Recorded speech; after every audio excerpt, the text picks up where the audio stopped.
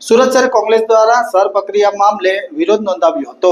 ખોટા વાંધા form number 7 આપનાર સામે એફઆઈઆરની માંગ સાથે જિલ્લા કલેક્ટર કચેરીએ મોરચો લાવી સૂત્રોચ્ચાર કર્યા હતા।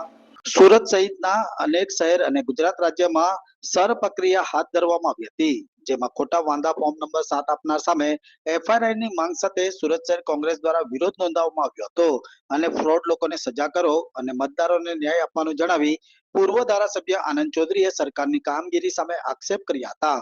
કોંગ્રેસના પ્રભાવવાળા વિસ્તારમાં ફોર્મ નંબર 7 ભરવામાં આવ્યા હતા, જેમાં કોંગ્રેસના મતોને ડિલીટ કરવાનો ભાજપ દ્વારા પ્રયાસ કરાયો હોવાના આરોપ પણ કરવામાં આવ્યા હતા। સુરતમાં 1 લાખ મતદારો ડિલીટ કરવા ફોર્મ નંબર 7 ભરાયા હતા, જ્યારે જિલ્લામાં પણ 50,000 જેટલા મતદારોને ડિલીટ કરવા ફોર્મ નંબર 7 વાંધા અરજી રજૂ કરવામાં આવી હતી।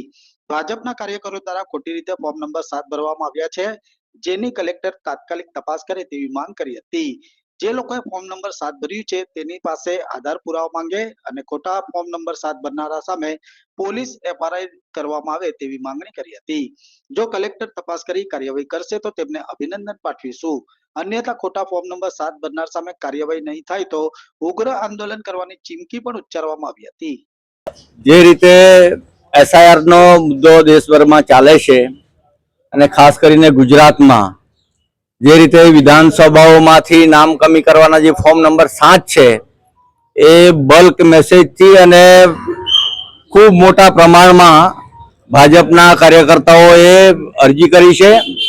એ કોઈને ઓળખતા નથી, કોઈને જાણતા નથી અને જે કોંગ્રેસના પ્રભાવવાળા મતદાર ક્ષેત્ર છે એમાંથી મેક્સિમમ કેવી રીતે ડિલીટ કરવા એના માટેનો આ સરકાર ચૂંટણી પંચ સાથે સરકારના મેળા પીપળામાં એક કારસ્તાન છે, એને વખોડીએ છીએ અને જ્યાં સુધી ફોર્મ નંબર 7 જેમણે પણ અરજી કરી છે એ પુરાવા સાથે નહીં હાજર થાય તો અમે કાયદેસરની પોલીસ સ્ટેશનમાં ફરિયાદ કરવાના છે।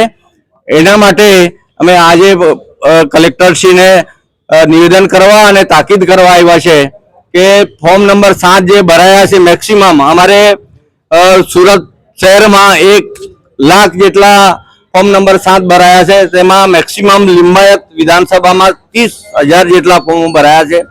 એવું ગ્રામીણ ક્ષેત્રમાં જે માંડવી વિધાનસભા છે એ 21,000 મતદાર ફોર્મ નંબર 7 ભરાયા છે। જે બીજેપીની કમિટેડ સીટ છે કામરેજ વિધાનસભામાં માત્ર 6 ફોર્મ ભરાયા છે। 5 લાખ મતદારો છે તો એવું હોઈ શકે નહીં, પરંતુ જે ભાજપનો જે કારસો છે અને કારસ્તાન છે એ ખુલ્લું પડ્યું છે અને એટલા માટે કલેક્ટરશ્રીને આગ્રહ કરવા આવ્યા છે કે તમે જે પણ ફોર્મ નંબર 7 ની અરજી કરી છે ડિલીટ કરવા માટે એને રૂબરૂ બોલાવો, ચકાસણી કરો અને ખરો મતદાર રહી નહીં જાય અને ડુપ્લિકેટ મતદાર નહીં આવી જાય એના માટે તાકીદ કરે અને આ નહીં થાય તો અમે જલદ આંદોલન કરીશું।